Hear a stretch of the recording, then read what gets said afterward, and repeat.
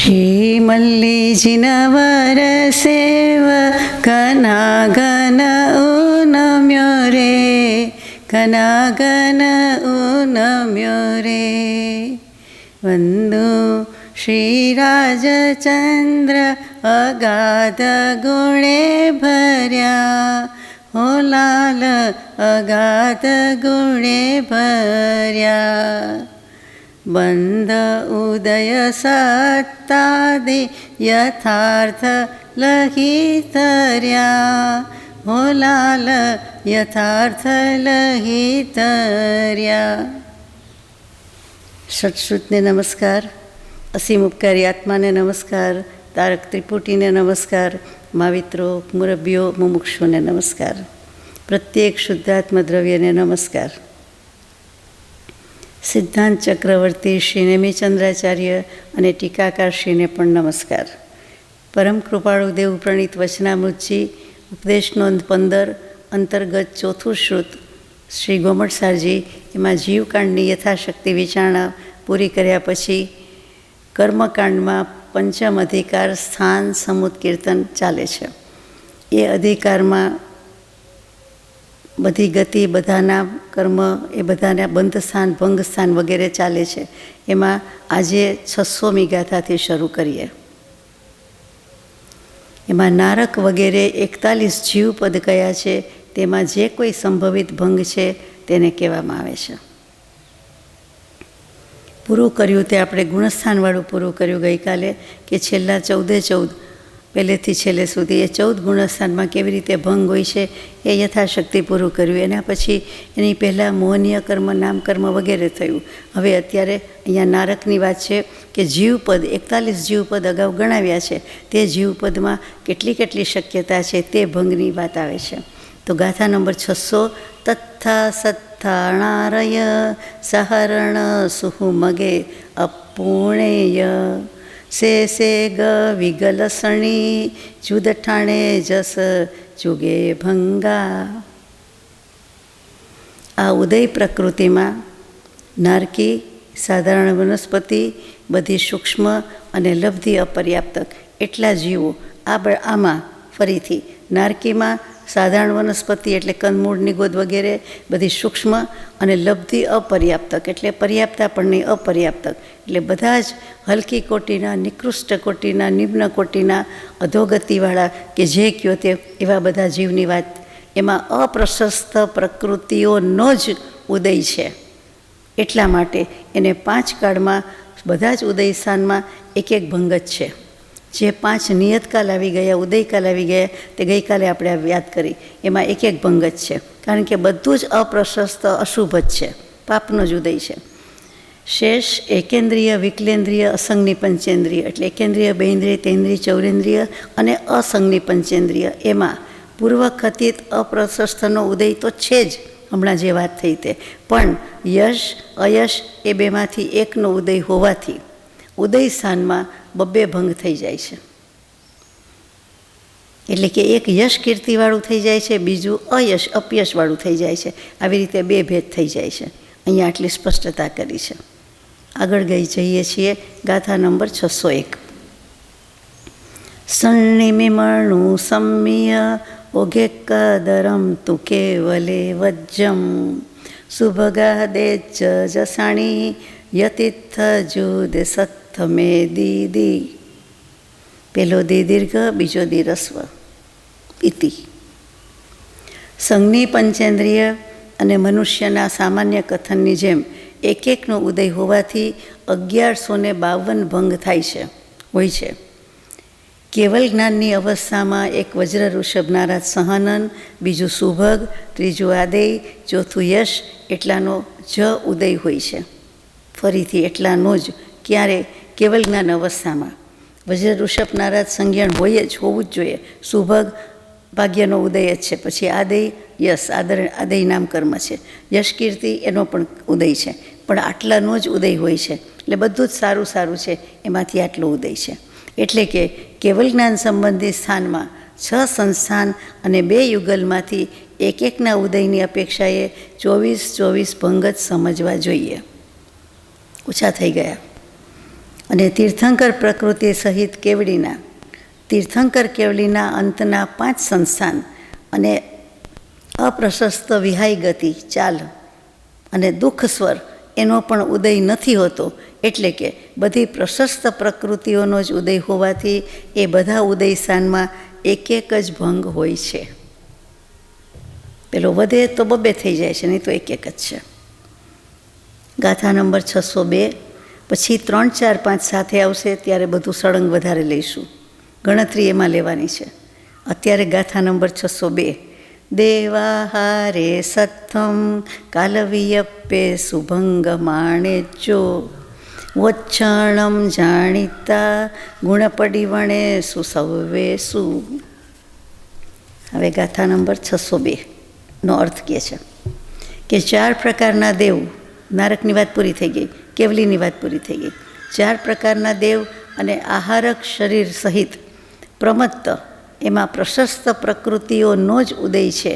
એટલા માટે સબકાલ એટલે બધા કાળ, 5 કાળ નિયત કાળ બતાવ્યા હતા એના ઉદય સ્થાનમાં એક જ ભંગ હોય છે, ફરક પડતો નથી કાંઈ. 4 પ્રકારના દેવ ભવનપતિ વાણવ્યંતર જ્યોતિ શિવાય માનિક અને આહારક શરીરી પ્રમત્ત મુનિ એ બધામાં પ્રશસ્તનો જ ઉદય છે. એટલે બધા કાળ નિયત કાળ જે 5 ગણાવ્યા છે તેમાં એક જ ભંગ છે. અને સાસ્વાદન એટલે બીજું ગુણસ્થાન ને પ્રાપ્ત થયેલા જીવોમાં અથવા વિગ્રહ ગતિ કાર્મણ આદિકના કાળમાં કે જે એક ગતિમાંથી બીજી ગતિમાં જાય છે તે સાસ્વાદન મિથ્યાત્વી એઝ વેલ એઝ તદુપરાંત વિગ્રહ ગતિ કાર્મણ શરીરવાળા. તો એમાં વિચ્છિન્ન પ્રકૃતિઓ જાણીને, જે આપણે ભૂલી ગયા બંધ વિચ્છિતિ વગેરે, તો કે એ જ જાણીને ઓળખીને એટલે કે યાદ કરીને બીજી પ્રકૃતિઓનો ભંગ યથાસંભવ સમજી લેવો જોઈએ. એટલે ખાસ ફરક નથી, જે બંધ વિચ્છિતિમાં આવ્યું તે જ છે એમ કેવું છે. આ ઉદયની વાત હોવા છતાં તે વાત છે. ગાથા નંબર 3, 4, 5 વિશેષક છે એટલે એક સાથે છે.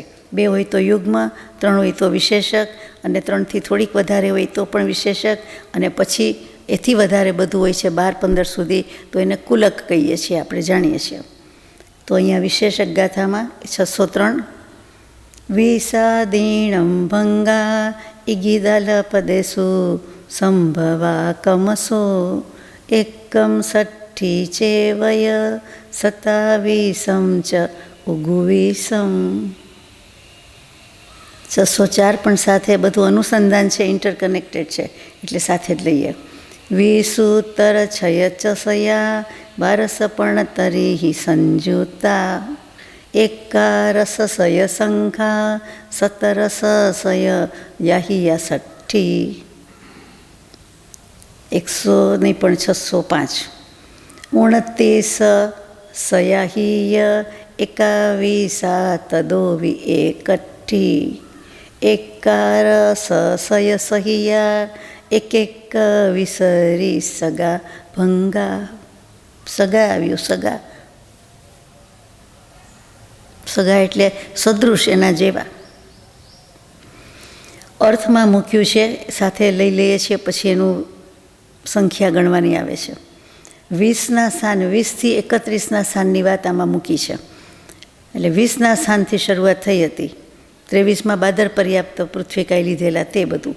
તો કે 20ના સ્થાનની આદિ લઈને બધા સ્થાનના ભંગ 41 જીવપદની અપેક્ષાએ યથાસંભવ ક્રમથી, એટલે 20, 21, 22 નથી આવતું, 20, 21, 24, 27, 28, 29, 30, 31 એમ જે આવતું હોય છે તેમ. તો કે એનો ક્રમ એમાં 1, 60, 27, 19, 620, 12, 1175, 1760, 2921, 1161 એમ હોય છે. તીર્થ સમુદ્ગાત કેવડીનો એક ભંગ છે, પરંતુ પુનરુક્ત ભંગ છે. એટલે અયોગી કેવડીના તીર્થંકર પ્રકૃતિ સહિત 9 અને 1 એટલે તીર્થંકર પ્રકૃતિ રહિત 8 એમ એક ભંગ. એટલે કુલ આ બધા બોલી ગયા તેનો સરવાળો 7758 થાય છે, હોય છે. હવે 7758 મનથી ગણી લીધા કે અહીંયા જવાબ જોઈ લીધો એટલે આપણે આગળ જઈએ એવું નથી. આપણે પણ છોડવાના નથી, આપણે પણ ગણવાના છે. આ એક વખત તો ગણીએ, પછી આગળ નહીં ગણીએ. તો કે ગાથા નંબર 603, 4, 5માં 20થી શરૂઆત કરી છે, આપણે પણ 20થી જ લેવું પડે. 20નો ઉદય સામાન્ય સમુદ્ઘાત કેવડીના પ્રતર અને લોકપુરાણના કારમણ કાળમાં હોય છે. છેલ્લેથી શરૂઆત કરી 20ના ઉદયમાં. સામાન્ય સમુદ્ઘાત કેવડી એટલે તીર્થંકર પદ ન હોય, પણ કેવડી સમુદ્ઘાત જેને કરવાના હોય તેને. તો કે પહેલે સમયે દંડ, બીજે સમયે કપાટ, ત્રીજે પ્રતર, ચોથે લોકપુરાણ અને પછી રિવર્સમાં. તો કે જે દંડ, કપાટ, પ્રતર, લોકપુરાણ છે એમાં પ્રતર એટલે બીજો નંબર થયો, બીજો સમય થયો અને પછી લોકપુરાણ એટલે ચોથો સમય થયો. તો કે બીજા અને ચોથા સમયમાં કારમણકાળમાં હોય છે અને તેમાં એક જ ભંગ છે, એક જ ભંગ કહેવાય છે. બસ આટલું જ છે. 20મા ઉદયમાં આટલું જ છે.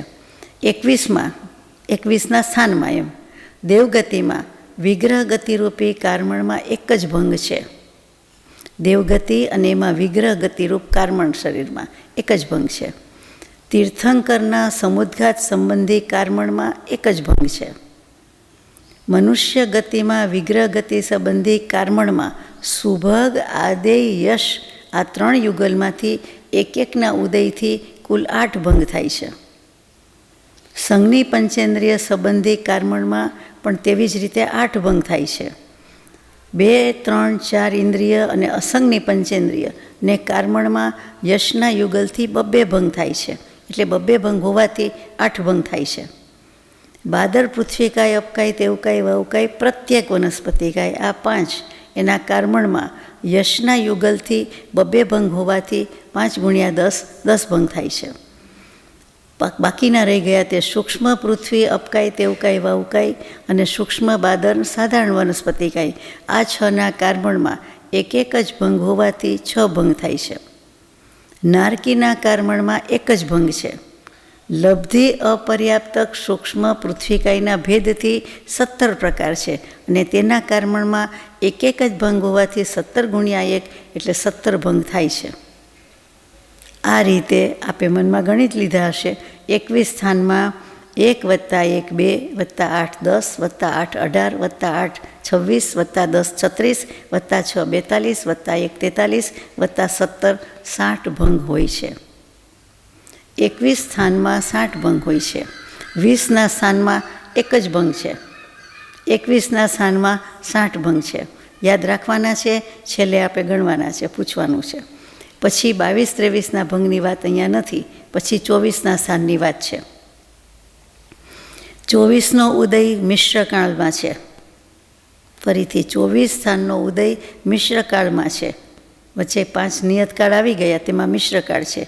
તેથી બાદર, પૃથ્વીકાય, અપકાય, તેવકાય, વવકાય, વનસ્પતિકાય આ 5માં યશ યુગલના બંને ભંગ હોવાથી 2 ભંગ હોવાથી 10 ભંગ થયા.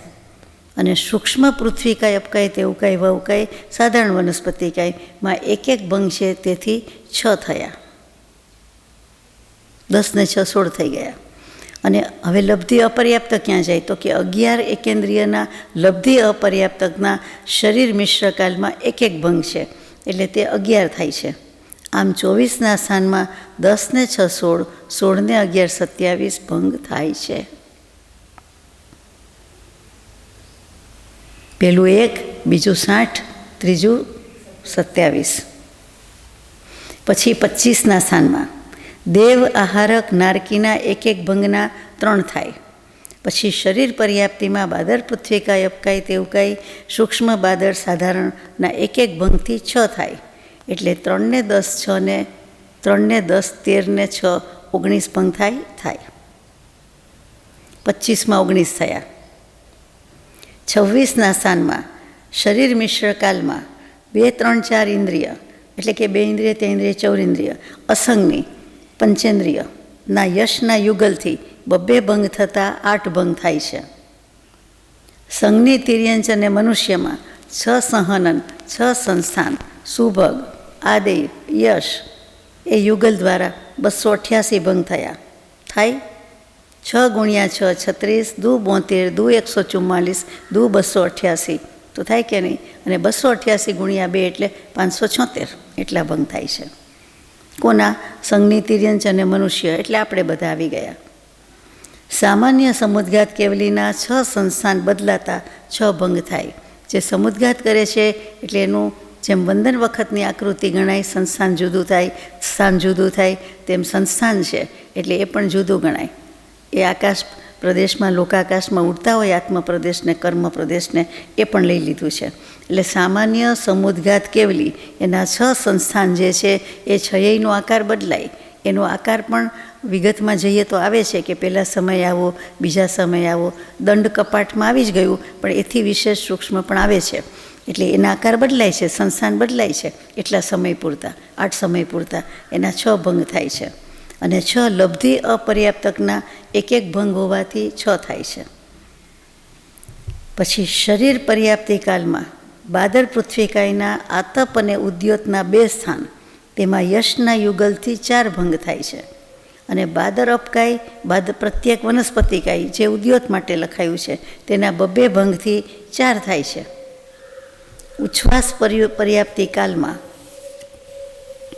બાદર પૃથ્વીકાય, અપકાય, તેવુકાય, વાવુકાય પ્રત્યેક વનસ્પતિકાયમાં યશ યુગલ દ્વારા 2 ભંગ થાય એટલે પાછા 10 થયા. સૂક્ષ્મ પૃથ્વીકાય, અપકાય, તેવુકાય, વાવુકાય, સૂક્ષ્મ સાધારણ વનસ્પતિકાય એમાં 1 ભંગ થતાં 6 થયા. એટલે આમાં 8 + 576 એટલે 584 થયા, +6 590, +6 596, +4 600, +4 604, પછી +10 614, +6 એટલે 620 ભંગ થયા. 620 ભંગ થાય. દાખલો ગણતા આ બધી ગણતરી કરતાં ઓલમોસ્ટ આખો દિવસ જાય એવું છે. 27ના સ્થાનમાં આપણે ગણિતજ્ઞ નથી, આપણે તો અજ્ઞ કહેવાય. આ ગણિતજ્ઞ ચક્રવર્તી, સિદ્ધાંત ચક્રવર્તી બધું મૂક્યું હોય ભેગું કરીને આપણે ગણવું પડે.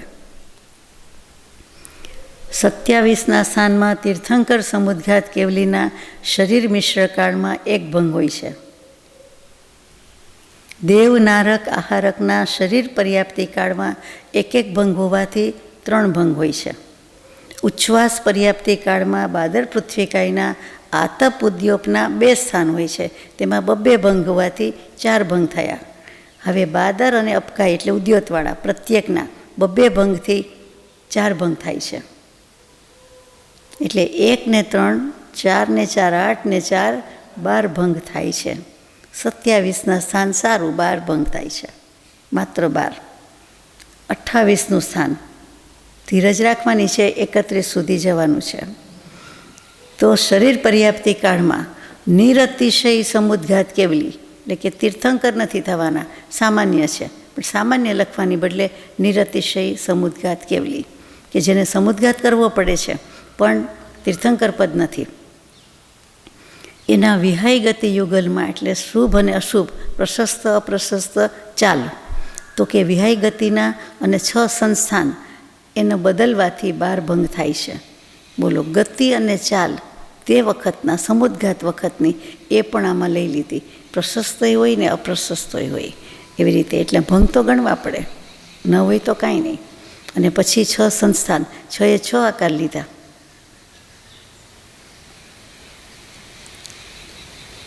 મનુષ્ય અને તિર્યંજમાં એટલે સંજ્ઞી તિર્યંજમાં સુભગ, આદેય, યશ ને વિહાય ગતિ આ 4નું યુગલ, 6 સંસ્થાન, 6 સંજ્ઞણ એ દ્વારા પ્રત્યેકના 576 576 ભંગ હોવાથી 1152 ભેદ થયા. અહીંયા પ્રત્યેક એટલે 2 જ કેટેગરી, મનુષ્ય, તિર્યંજ એમ. સંજ્ઞી તો કે 576 × 2 એટલે 1152 થયા. 2 ઇન્દ્રિય, 3 ઇન્દ્રિય, 4 ઇન્દ્રિય, વિકલેન્દ્રિય, અસંજ્ઞી એના યશના યુગલથી 2 એમ 8 ભેદ થયા. દેવનારકી આહારકમાં શ્વાસોચ્છ્વાસ પર્યાપ્તિ કાળમાં 1 ભંગ હોવાથી 3 થયા. આ રીતે 12 + 1112 એટલે 1164 + 8 1172 + 3 1175 ભંગ થયા. 29ના સ્થાનમાં શરીર પર્યાપ્તિ કાળમાં તીર્થંકર સમુદ્ઘાત કેવલીનો 1 ભંગ છે. સંજ્ઞી, તિર્યંજ, ઉદ્યોત સહિતના પૂર્વ ઉક્ત એટલે હમણાં વાત થઈ તે એ પ્રકારથી 576 ભંગ છે. ઉદ્યોત સહિત 2, 3, 4 ઇન્દ્રિય અસંગનીના 2 ભંગ હોવાથી 8 ભંગ છે. બધી આગળ વાત આવી ગઈ છે, એ જ ગણતરી છે.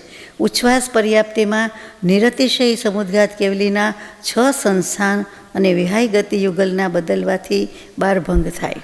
ચાલ બદલાય એટલે મનુષ્ય અને સંઘની પંચેન્દ્રિયમાં પૂર્વક્તો એટલે આગળ કયા તે આ બધા ગણાવ્યા તે એ પ્રત્યેકના 576 ભંગ હોવાથી 1152 ભંગ થયા છે. હવે ઉદ્યોત રહિત 2 ઇન્દ્રિય, 3 ઇન્દ્રિય, 4 ઇન્દ્રિય અને અસંગની પંચેન્દ્રિય એના 2 ભંગ હોવાથી બીજા 8 ભંગ ગણવાના છે. અને ભાષા પર્યાપ્તિ કાળમાં દેવ, આહારક અને નારકી એના 1 ભંગ હોવાથી 3 ભંગ હોય છે. એટલે 1 + 576 + 8 + 12 + 1112 + 8 + 3 બરાબર 1760 ભંગ થાય છે. એક મિસ થઈ જાય એટલે રકમ ખોટી, આંકડો ખોટો, સરવાળો ખોટો આવે, તાળો મળે નહીં. હવે 30નું સ્થાન. તેમાં ઉચ્છ્વાસ પર્યાપ્તિ કાળમાં પહેલાં 5 નિયતકાળ બરાબર યાદ રાખવાના છે. ઉચ્છ્વાસ પર્યાપ્તિ કાળમાં તીર્થંકર સમુદ્ઘાત કેવલીનો 1 ભંગ છે, એટલે શ્વાસોચ્છ્વાસ હોય પર્યાપ્તિ કાળ. ઉદ્યોત સહિત સંજ્ઞીના પૂર્વોક્ત 576 ભંગ છે. ઉદ્યોત સહિત 2 ઇન્દ્રિય, 3 ઇન્દ્રિય, 4 ઇન્દ્રિય, પંચેન્દ્રિયના 2 ભંગથી 8 ભંગ થાય છે. ભાષા પર્યાપ્તિમાં તીર્થ રહિત એટલે કે તીર્થંકર રહિત સામાન્ય કેવડીના, એને દેશના નથી માટે જુઓ જુદું પાડ્યું, એના 6 સંસ્થાન ભાષા પર્યાપ્તિમાં. વિહાય ગતિ યુગલ, સ્વર યુગલના 24 ભંગ છે. દેશના નથી આપતા, બાકી તો હોય ને, કેટલાક મુખ કેવડી છે પણ બાકી તો બધાને વાચા અને ભાષા પર્યાપ્તિ હોય જ ને. તો કે સ્વર યુગલના સુસ્વર ને દુસ્વર એમાં પણ છે. તો કેવલીને પણ સુસ્વર દુસ્વર હોય, પણ આમાં લખ્યું છે એના 24 ભંગ થાય છે બધા થઈને. મનુષ્યમાં 6 સંસ્થાન, 6 સહનન, સુભગ, યશ, આદે, વિહાય ગતિ, સ્વર એના યુગલથી 1152 ભંગ થાય છે. હવે ઉદ્યોત સહિત સંઘની પંચેન્દ્રિય તિર્યંચમાં પણ એવી જ રીતે 1152 ભંગ થાય છે. મનુષ્ય તિર્યંચનું સરખું જ છે, બંને સંઘની છે. પછી 2 ઇન્દ્રિય, 3 ઇન્દ્રિય, 4 ઇન્દ્રિય અસંગનીના 2 ભંગ હોવાથી એના 8 ભંગ થાય છે, 2 પ્રકાર થાય છે. એટલે એમ 30ના સ્થાનમાં 1 + 576 + 8 + 24 + 1152 + 1152 + છેલ્લા 8 બરાબર 2921 ભંગ થાય છે. 2921 ભંગ થાય છે. તીર્થ રહિત સમુદ્ઘાત કેવલીમાં ભાષા પર્યાપ્તિ કાળમાં 24 ભંગ છે તે પુનરુક્ત છે, કેમ કે પહેલાં પણ આવી ગયા છે એમાં અને અત્યારમાં કોઈ ભેદ નથી, ખાલી સ્પષ્ટતા છે એટલી કે પુનરુક્ત બંધ આપણે ભૂલી ન જઈએ શબ્દ, એટલે કે હા એ પુનરુક્ત છે. છેલ્લું છે આમાં 31નું સ્થાન. તેમાં ભાષા પર્યાપ્તિમાં તીર્થંકર કેવડીને 1 ભંગ છે. ઉદ્યોત સહિત સંઘની પંચેન્દ્રિયના આ જે કયા છે અત્યાર સુધીના 1152 ભંગ છે તે છે. ઉદ્યોત સહિત 2, 3, 4 ઇન્દ્રિય અસંગની પંચેન્દ્રિય એના 2 ભંગથી 8 થાય છે. એટલે 1 + 1152 + 8 એટલે 1153 ને 8 1161 ભંગ થાય છે. હવે તીર્થ સહિત સમુદ્ઘાત કેવલીમાં એટલે તીર્થંકર પણ છે, સમુદ્ઘાત પણ કરે છે અને કેવલી તો છે જ, તો એનો 1 ભંગ છે એ પુનરુક્ત છે, પહેલાંમાં આવી ગયો એમ. અયોગ કેવડીમાં તીર્થંકર સહિત 9નો 1 ભંગ છે અને તીર્થંકર રહિત 8નો 1 ભંગ છે. એટલે બધા મળીને 7758 ભંગ થાય છે.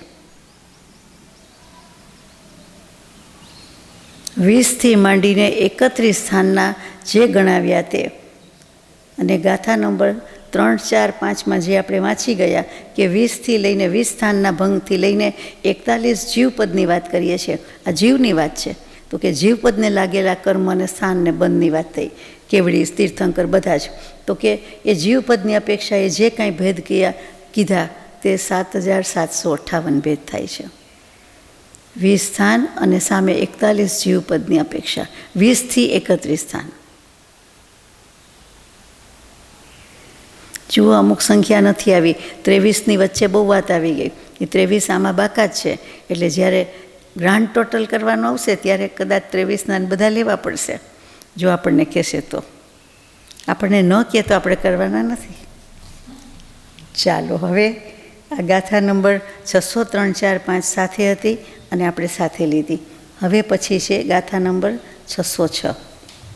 સામણ કેવલિસ સમુઘાદ ગદસ તસ્સ વચિભંગા તિથ્થ સવિસગભંગા સમેધિ તથ્થે કમ વણિજો.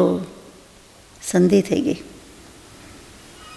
ભાષા પર્યાપ્તિમાં સામાન્ય કેવડીના અને સમુદ્ઘાત સહિત સામાન્ય કેવડીના, એટલે સામાન્ય કેવડી અને સમુદ્ઘાત, નોન સમુદ્ઘાતી અને સમુદ્ઘાતી, એ કેવડીના 30ના સ્થાનમાં 24 ભંગ એક સરખા જ છે, સમાન જ છે.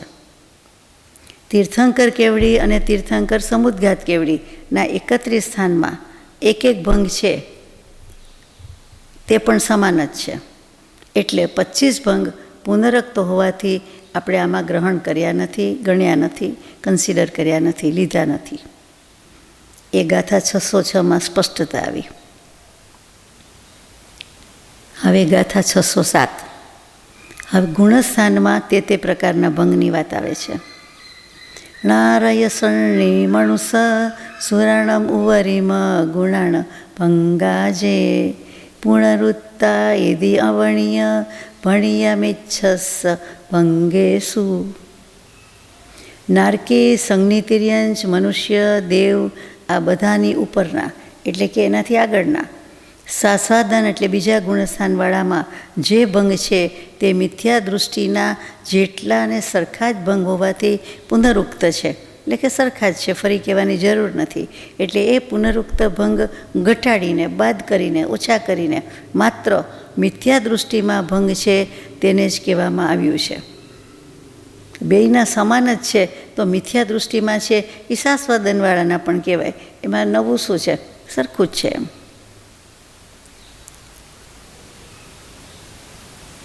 હવે આ ભંગોનો સરવાળો કહે છે ગાથા નંબર 608.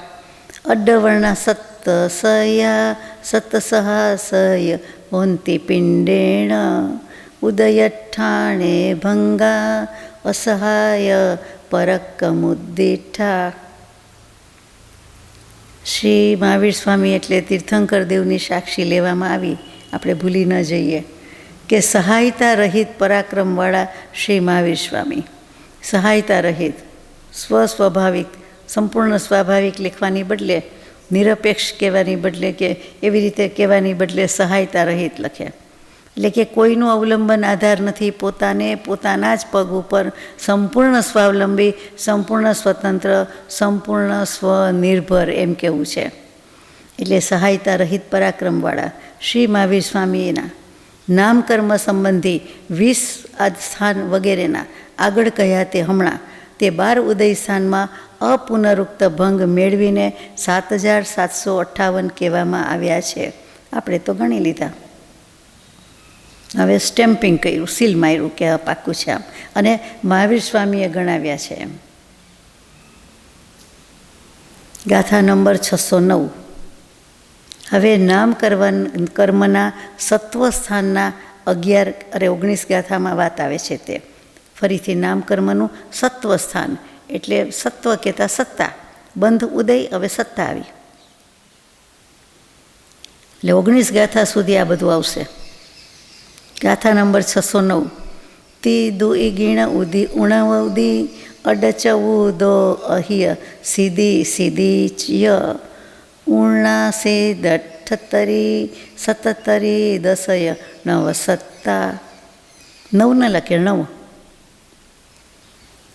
અનુક્રમથી યાદ રાખજો. સંખ્યા 93, 92, 91, 88, 84, 82, 80, 79, 77, 10 અને 9 આ પ્રકૃતિ રૂપે નામકર્મના 13 સત્વ સ્થાન છે. યાદ રહી જાય એવું છે. 93, 92, 91, પછી 88, 84, 82, 80, ત્યાં 2 ઘટાડ્યા, પહેલાં 1 ઘટાડ્યું, પછી 79, 78, 77, 1 ઘટાડ્યું, પછી 10 અને 9. શું વાર લાગી? 5 સેકન્ડ નથી થતી ગણવા બેસો તો. બોલતા વધારે વાર લાગે, ગણવામાં તો એનાથી ઘણો ઓછો સમય લાગે. આપણે શીખવાનું અનંતમાં ભાગ ન લાગે. તો કે એમાં અનંત ન ચાલે, એ સંખ્યામાં આવે. હવે આની વિધિ બતાવે છે કે કેવી રીતે આ બધી થાય છે, ખબર નહીં. તો ગાથા નંબર 610. સૌવમ તિથ્થાહારુ ભૌવણમ સુરણી રયણ દુચારી દુગે ઉવેલી દેહ દે ચૌ તેરે જોગીસ દસણ વયમ. નામકર્મની બધી પ્રકૃતિ 73નું સ્થાન છે, આપણે જાણીએ છીએ. એમાંથી તીર્થંકર પ્રકૃતિ ઘટાડતા બીજા બધા જીવો માટે 92 સ્થાન, આહારક યુગલ ઘટાડતા 91. આપણે કહીએ ને 1-1 2 ઘટાડવાની છે, એટલે 3 ઘટાડતા 90 થાય છે. એટલે સમજાઈ ગયું, 90 91 92 93. હવે 90ના સ્થાનમાં દેવગતિ અને દેવગતિ અનુપૂર્વી એ બંનેની ઉદ્વેલના હોવાથી 88નું સ્થાન હોય છે. એ બંને જીવ બાંધવા યોગ્ય નથી અને બંધાઈ શકતી નથી, એટલે એ નહીં આવે. એમાં પછી નરક ગતિ વગેરે 4 પ્રકૃતિની ઉદ્વેલના થવાથી 84નું સ્થાન થાય છે. એમાં પણ મનુષ્ય ગતિ અને મનુષ્ય ગતિ અનુપૂર્વી એ બંનેની ઉદ્વેલના થવાથી 82નું સ્થાન થાય. તેમાંથી 93 વગેરે 4, એટલે કે 93 92 91 90 એ સ્થાનમાં ક્રમથી અનિવૃત્તિકરણમાં ક્ષય થનારી 13 પ્રકૃતિ ઘટી જતાં 80 79 78 77 એમ 4 સ્થાન થાય છે. 93માંથી 13 બાદ કરીને ધીમે ધીમે. અને અયોગી કેવડીના 10 અને 9નું સ્થાન છેલ્લે હોય છે. હવે આપણને ગણાવી દીધી એટલે કેટલું સહેલું પડ્યું. હવે ગાથા નંબર 611 કે આ 10 અને 9 સ્થાનની પ્રકૃતિ કઈ કઈ છે સહયોગી અયોગી કેવડીની, એ બતાવે છે. ગય જોગ સદુતેરે તદયૌગ ગોદઈ દિગ્વિહીણે સુ દસણામસ્ય સત્તાણવ ચેવય તિથહીણે સુ. આ તો આપને મોઢે હોય. અયોગી કેવડીની 13 પ્રકૃતિ કઈ જાય. વેદનીય આયુષ્ય ગોત્ર એ 3 પ્રકૃતિ હવે કમ કરવાની. નામ કર્મની 10 પ્રકૃતિની સત્તા છે હજી, અને એ પણ જાય. અને તીર્થંકર પ્રકૃતિ પણ ઘટાડી દેવામાં આવે તો 9 પ્રકૃતિનું સત્વ સ્થાન થાય છે અયોગી કેવડીનું. હવે ગાથા નંબર 612. આપને તો યાદ હોય પણ ભૂલાઈ જાય ઉદ્વેલન ખરેખર શું હતું. તો લખે છે કે ઉદ્વેલન સ્થાનમાં શું વિશેષતા છે તે કહીએ છીએ. મિથ્યા દૃષ્ટિ ગુણસ્થાનમાં જે પ્રકૃતિના બંધની અને ઉદયની વાસના પણ નથી, એટલે આપણે કહીએ ને કે આમાં તો આ વસ્તુનું અસ્તિત્વ જ નથી, સ્વીકાર જ નથી, અભાવ જ છે, એની ગંધ પણ નથી આવતી. કોઈ પણ વસ્તુમાં કહે કે આમાં ક્યાંથી હોય, તો કે પરફ્યુમમાં ચામડા નિવાસ આવે, તો કે સવાલ જ નથી, એનું અસ્તિત્વ શું હોય, એનું નામે ન લેવાય. તો આપણે કહીએ કંઈ ઘીમાં શેકાય તેની સુગંધ આવે, ભાઈ એને ક્યાં સંબંધ છે, એમાં એની વાત હોય જ નહીં. એમ કહે છે કે મિથ્યા દૃષ્ટિ ગુણસ્થાનમાં જે પ્રકૃતિના બંધની અને ઉદયની વાસના પણ ન હોય, એટલે ગંધ પણ ન હોય, શક્યતા જ ન હોય, સંભવ જ ન હોય, મૂળ કારણ જ ન હોય, એવી સમ્યક્ત્વ આદિ ગુણથી ઉત્પન્ન થતી સમ્યક્ત મૌન્ય, મિશ્ર મૌન્ય, આહારક યુગલ આ 4 પ્રકૃતિને ઉદ્વેલન પ્રકૃતિથી ઉદ્વેલના આ મિથ્યા દૃષ્ટિ ગુણસ્થાનમાં કરે છે.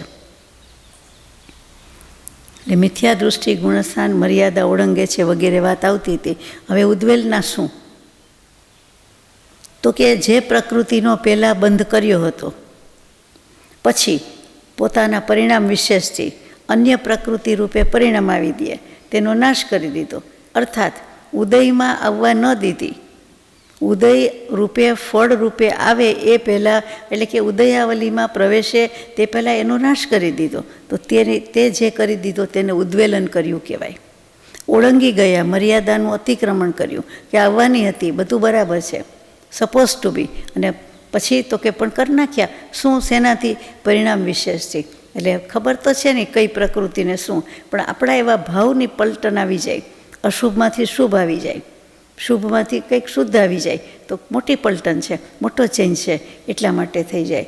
કોઈક જીવને શુભમાંથી અશુભમાંય જતા રહે, બધું બને. તો કે અહીંયા તો જે વાત છે તે ઉદ્વેલનાની વાત છે કે એની પહેલાં એનો નાશ કર્યો હોય, તો કે એનો નાશ ક્યાંય સહેલી વાત નથી, નાશ કરી દેવો એટલે અન્ય રૂપે પરિણામ આવીને નાશ કરી દીધો હોય. ટૂંકમાં ઉદયમાં એને આવવા જ ન દીધી. હવે આપણે તો બધું અદૃશ્ય છે, હવામાં છે, જાણતા નથી, તો આપણે કાંઈ પ્રયત્નપૂર્વક કાંઈ ગણીને નથી કોઈ પ્રકૃતિનો ક્ષય કરી શકતા કે ઉદ્વેલન કરી શકતા. આ તો સમજવાની વાત છે માત્ર. એટલે આ મિથ્યાત્વમાંથી સમ્યક્ત્વ થાય છે કેવી રીતે? તો કહી દીધું કે આટલી કે જેની વાસ પણ ન આવે એમાં મિથ્યાત્વ કીધું એટલે એમાં સમ્યક દર્શનની સુગંધ ક્યાં આવે?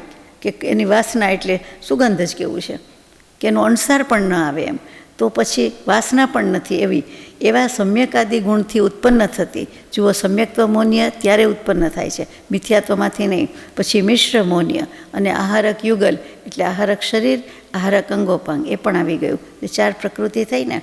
તો આ 4 પ્રકૃતિની અને બીજી શેષ ઉદ્વેલન પ્રકૃતિની ઉદ્વેલના જીવ મિથ્યા દૃષ્ટિ ગુણસ્થાનમાં કરે છે.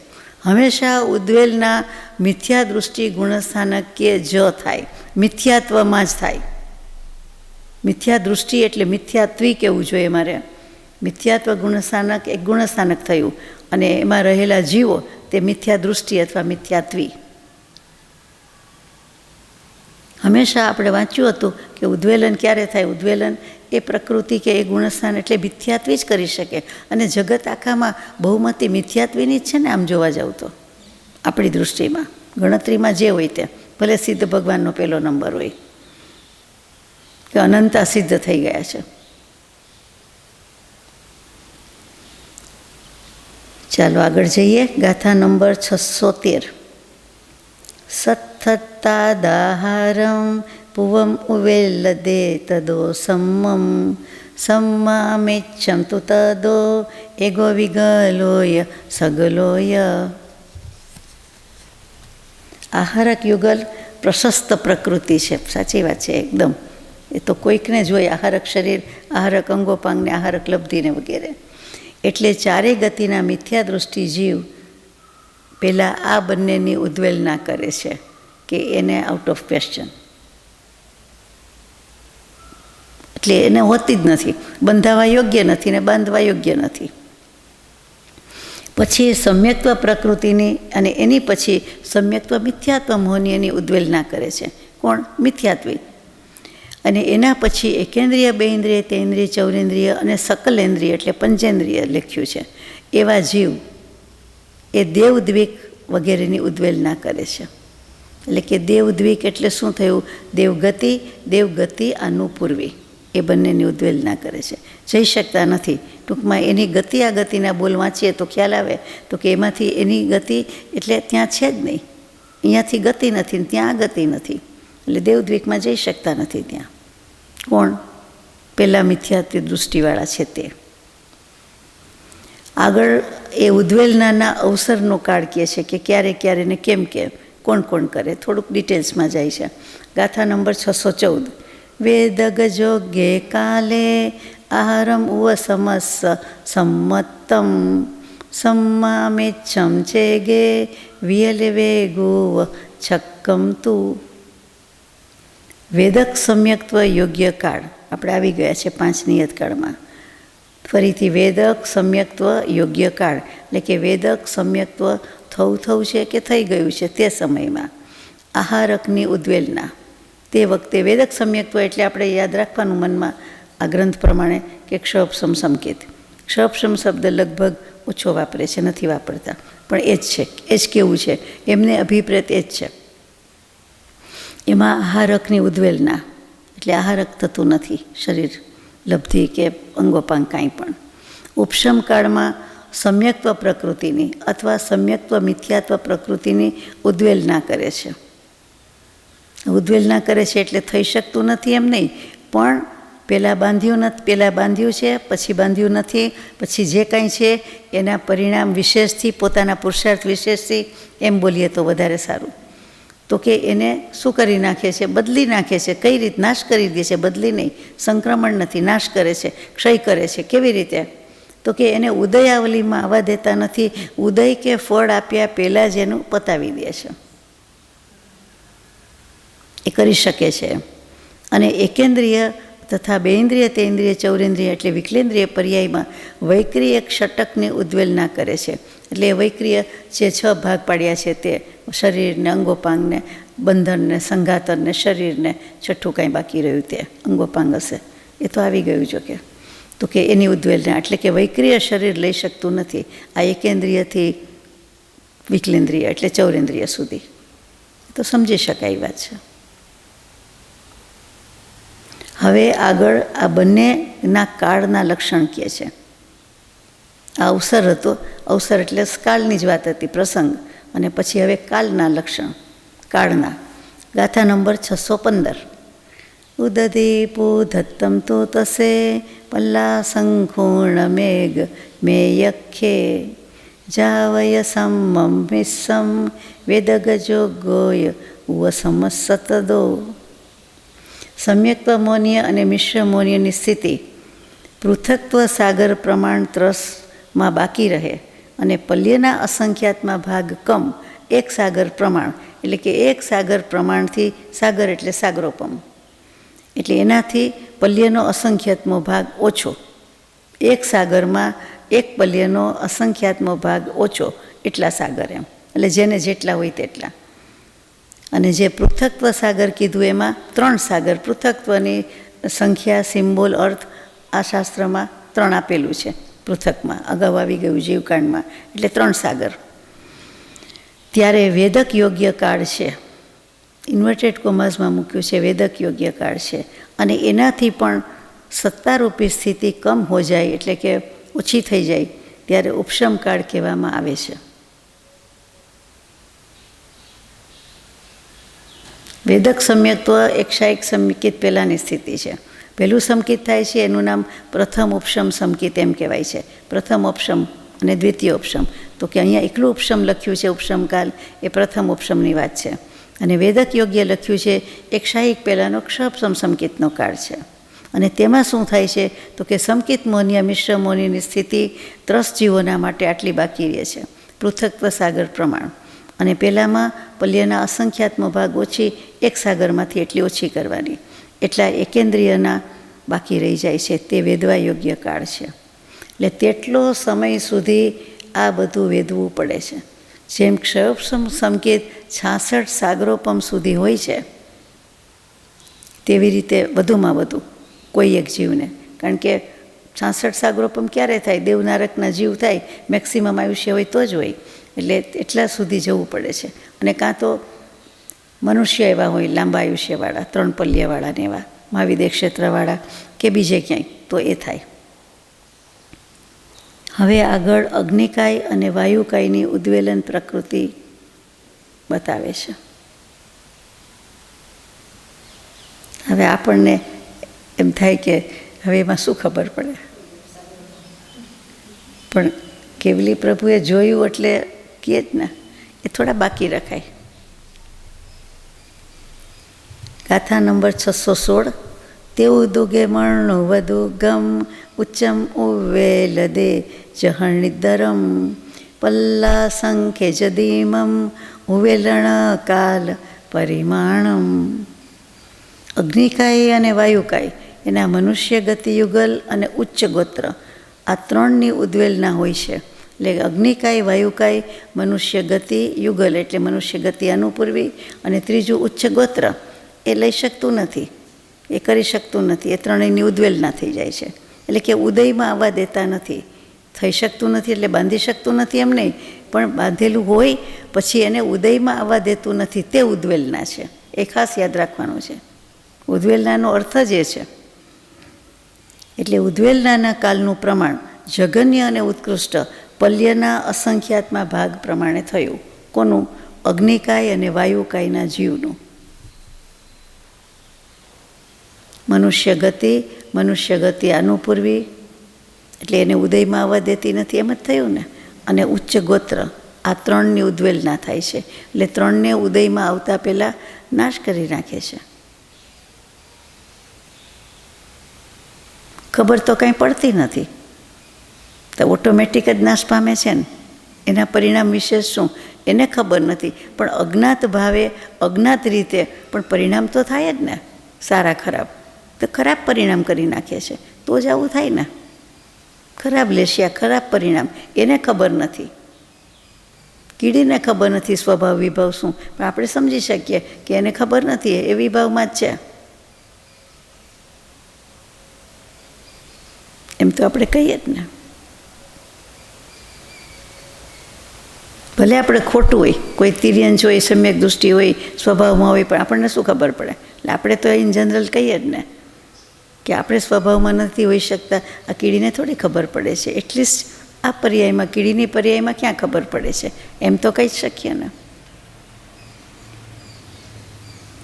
પછી મહામત્સ્યની જેમ જાતે સ્મરણ જ્ઞાન હોય, સમ્યક દૃષ્ટિ હોય, વ્રતધારી હોય, 5મા ગુણસ્થાન વર્તી હોય, તો આપણને ખબર નથી.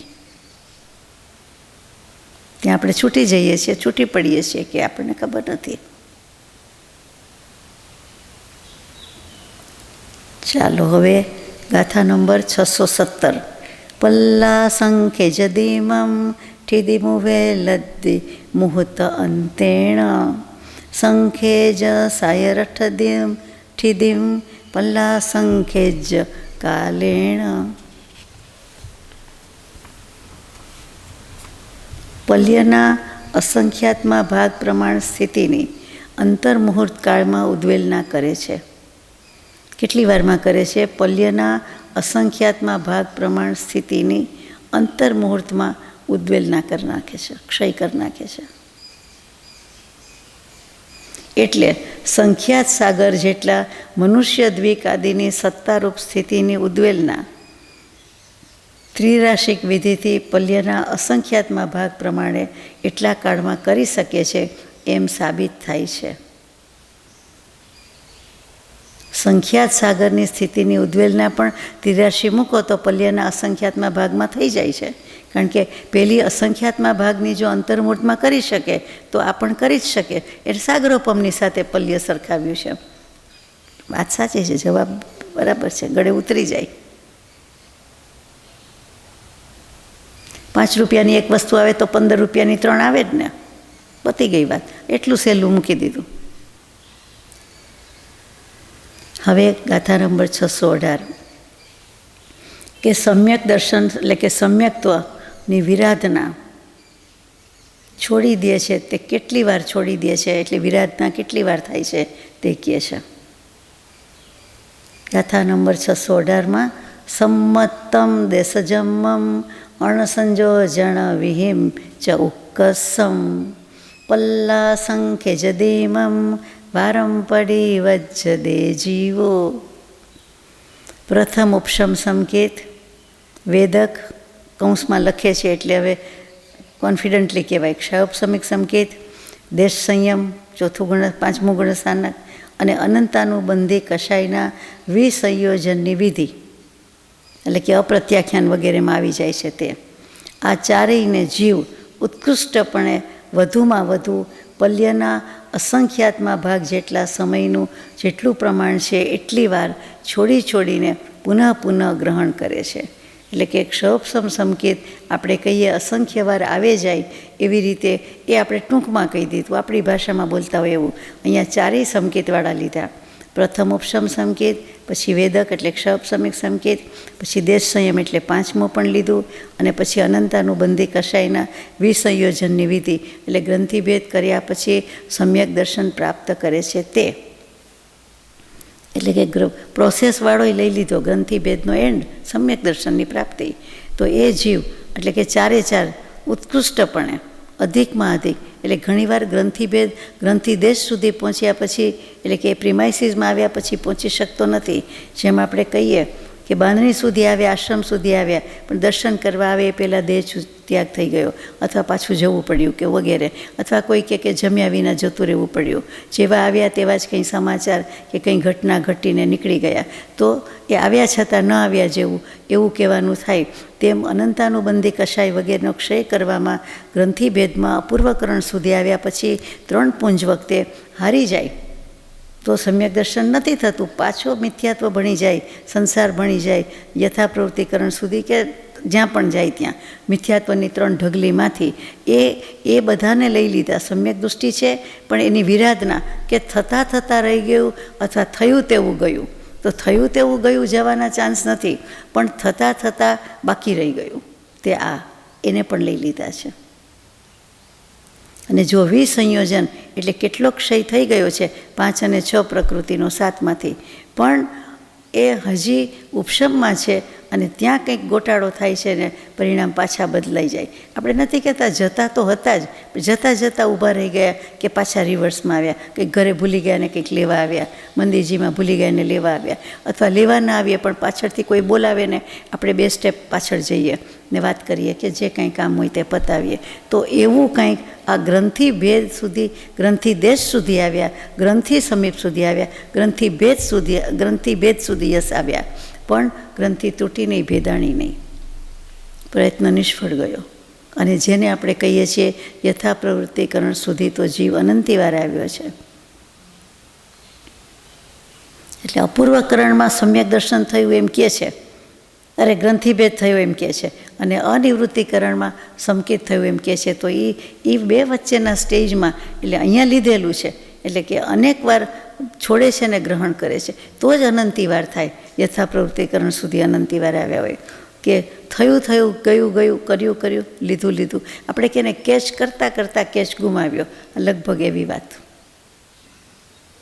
હાથને ટચ થઈ ગયું હોય અને પડી જાય, કે આપણે પડી જાય કે બોલ પડી જાય કે જે હોય તે,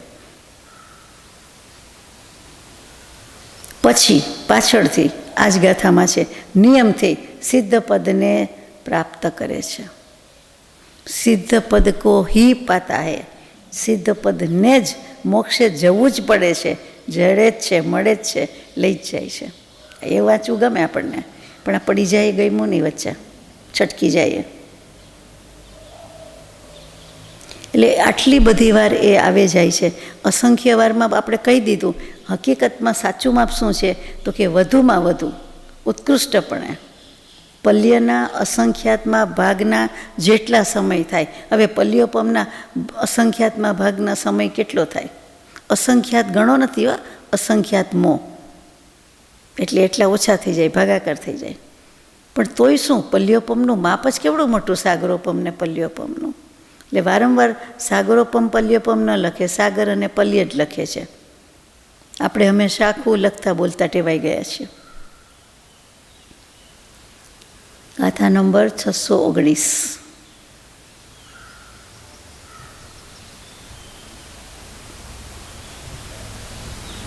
ચારેય માટે લખાયું છે એ વિચાર કરું છું. પાછું પ્રથમ ઉપસમ સંકિત, પ્રથમ એટલે ઉપસમ સંકિતે આવી ગયા, ક્ષયોપસમ આવી ગયા, શાયિક પહેલાંના આવી ગયા, પછી વ્રત વીરતીધારી 5માં પણ આવી ગયા, અને આટલે હદ સુધી પછી પાછું નીચે લઈ ગયા અનંતાનુબંધીની વિસંયોજનાવાળું. ગાથા નંબર 619. ચત્તારે વાર મુવ સમ સેઢીમ સમ રૂહદી ખવિદકમ મનસો બત્તી સંવારા ઇમ સંજમમુવ લખીય નિવાદી. ઉપશમ શ્રેણી ઉપર વધુમાં વધુ 4 વાર ચડી શકે છે. જુઓ, ઉપશમ સંકિત જુદું, ઉપશમ શ્રેણી જુદી. એટલે કે ઉપશમ શ્રેણી ઉપર 4 જ વાર ચડી શકે. આખા સમસ્ત પૂતગલ પરાવર્તનમાં અનંત પૂતગલ પરાવર્તન થાય જીવના, એ બધા પૂતગલ પરાવર્તનમાં વધુમાં વધુ 4 જ વખત ચાન્સ મળે છે ઉપશમ શ્રેણી ચડવાનો. ઉપશમ સંકિત તો અસંખ્યાત વાર આવ્યું ગયું એમ કે, પણ ઉપશમ શ્રેણી ચડવાનું તો 4 જ વાર બની શકે. પછી કર્મના અંશનો એટલે ક્ષપિત કર્માંશ એવો એક શબ્દ આવે છે, એ ક્ષય કરતો કરતો ક્ષપક શ્રેણી ચડીને મોક્ષે જાય છે. ઉપશમ શ્રેણી 4 જ વાર, પછી બાકી રહી જાય તો કર્મ સીધી ક્ષપક ચડે તો વાંધો નથી, નહીં તો આ 4માં ન વારો આવ્યો પછી ક્ષપિત કર્માંશ થાય. એટલે કે જે કર્મ ક્ષય નથી થતા એ કર્મનો ક્ષય કરતો જતો ક્ષપક શ્રેણી ચડતો મોક્ષને પ્રાપ્ત કરે છે. અને સકલ સંયમને ઉત્કૃષ્ટપણે 32 વાર જ ધારણ કરવામાં આવે છે. એટલે કે સર્વસંગ પરિત્યાગી હોય એ રીતે સકલ સંયમ એ તો 32 વખત જ મળે. મનુષ્ય ભાવ 48 વખત મળે, એવી રીતે આ 32 વખત જ આખા પૂતગલ પરાવર્તનની વાત છે. આ તો 2000 સાગરોપમની વાત એમ ચોખ્ખું લખ્યું નથી, પણ એ ગણી લેવાનું, કારણ કે 2000 સાગરોપમમાં જ 3 પર્યાય છે. એટલા કાળ સુધી જ 3 પર્યાય હોય છે, અને એમાં જ આપણે કરી લઈએ તો ઠીક. એટલે આ અન્યત્ર વાત નથી. સકલ સંયમને ઉત્કૃષ્ટપણે 32 વાર ધારણ કરવાનું આ આગમમાં છે. વાત બિલકુલ નવી છે, મૌલિક છે આપણા માટે.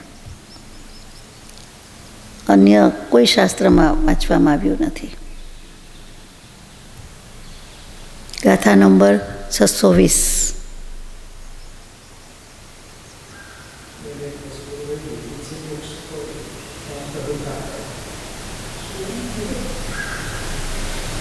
પીછે મોક્ષ કો પ્રાપ્ત હોતા હે, એટલે 32 વાર વધુમાં વધુ મળે. એટલે કોઈ તો એક વખતમાં જતું રહે, પણ વધુમાં વધુ 32 વાર, અને પછી તો મોક્ષને પ્રાપ્ત થાય, સિદ્ધ થાય જ ને. ઉત્કૃષ્ટ સંયમ, ઉત્કૃષ્ટ કાળ, બીજા બધા જ મોક્ષને જાય છે તો એ જાય જ ને. ઉપશમ શ્રેણીવાળો એ 4 વાર વધુમાં વધુ, પછી ક્ષપકવાળો જાય, તો પછી સકલ સંયમવાળા જાય જ ને.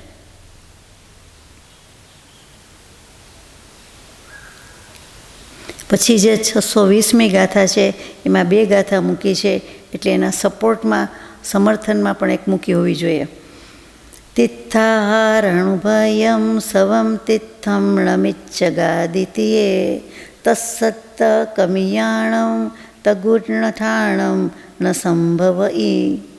આ 4 ગતિની અપેક્ષાએ ગુણસ્થાનમાં નામકર્મના સત્વસ્થાનની યોજના કરીએ છીએ. પછી 620મી ગાથા મૂકી છે. અહીંયા નંબર એટલા માટે આપવામાં આવ્યો નથી કે સત્વ પ્રકરણમાં ગાથા નંબર 333 અને 120મું પૃષ્ઠ એના પર આવી ગઈ છે, એટલે હમણાં જે બોલી તે ગાથાને નંબર આપ્યો નથી, એમ જ સમાવેશ કર્યો છે કે આ નાનો રેફરન્સ તરીકે. હવે બરાબર. હવે ગાથા નંબર 620. સુરણર સમ્ય પડમો સાસણહીણે સુહોદી બાણ ઉદી સુર સમ્મેણ રણારય સમ્ય મિચ્છેય ઇગીણ ઉદી. પહેલાં 93 નહીં, નામકર્મની 93 પ્રકૃતિ. એ 93 પ્રકૃતિનું સત્વસ્થાન અસંયત સમ્યક દૃષ્ટિ દેવના, અસંયત સમ્યક દૃષ્ટિ મનુષ્યને હોય છે. 93 નામકર્મની પ્રકૃતિ સત્વસ્થાન સત્તામાં અસંયત સમ્યક દૃષ્ટિ દેવ, સમ્યક દૃષ્ટિ દેવ અને અસંયત સમ્યક દૃષ્ટિ મનુષ્યને હોય છે. શાસ્વાદન રહિત 4 ગતિએ 4 ગતિના જીવોને 92નું સ્થાન હોય છે, અને 91નું સ્થાન દેવ સમ્યક દૃષ્ટિ, મનુષ્ય, નારકી સમ્યક દૃષ્ટિ અને મિથ્યા અથવા મિથ્યા દૃષ્ટિને હોય છે. સમજાઈ જાય, એક એક પ્રકૃતિ ઓછી થઈ જાય છે. મિથ્યાત્વનું હોય તો શાસ્વાદનમાં ક્યાંથી હોય, એવી રીતે. ગાથા નંબર 621. ણઉદી 14 ગેદિમેય તેર સખવ ગોત્તિ તેરિયણ રમિચ્છે અડ 14 સીધી સત્તા તિરિખ મિચ્છમી બાસીદી. 90નું સત્વસ્થાન 13 પ્રકૃતિના ક્ષયવાળા અનિવૃત્તિકરણ ગુણસ્થાનના ભાગ સુધી 4 ગતિના જીવને હોય છે. 4 ગતિના જીવને ક્યાં સુધી હોય તો કે 90નું સત્વસ્થાન, 90 પ્રકૃતિની સત્તા, નામકર્મની જ વાત ચાલે છે. 13 પ્રકૃતિના ક્ષયવાળા અનિવૃત્તિકરણ ગુણસ્થાનકના ભાગ સુધી, 9મા ગુણસ્થાનકના ભાગ સુધી, કે જ્યાં 13 પ્રકૃતિનો ક્ષય થઈ જાય છે, ત્યાં આ 90ની સત્તા રહે છે. 88, 84 એ બંને સ્થાનની સત્તા મિથ્યા દૃષ્ટિ તિર્યંજ અને મનુષ્યને જ છે. એટલે કે 88ની અને 84ની એ 2 સ્થાનની સત્તા, અને 82નું સત્વ સ્થાન તિર્યંજ મિથ્યા દૃષ્ટિનું જ હોય છે, એમ જાણવું જોઈએ. ઊંધેથી લીધું. 82નું સત્વ સ્થાન તિર્યંજ મિથ્યા દૃષ્ટિને, 84 અને 88 મિથ્યાત્વી તિર્યંજ અને મનુષ્ય એડ કર્યા, અને પછી 90નું સત્વ સ્થાન એ અનિવૃત્તિકરણ સુધીના બધા તેને હોય છે. 4 ગતિના જીવો જે કોઈ 9મા ગુણસ્થાનક સુધી હોય તે. અહીંયા આપણે પૂરું કરીએ છીએ. બાકીનું આપણે આગળ લઈશું. સજાત્મ સ્વરૂપ પરમ ગુરુ.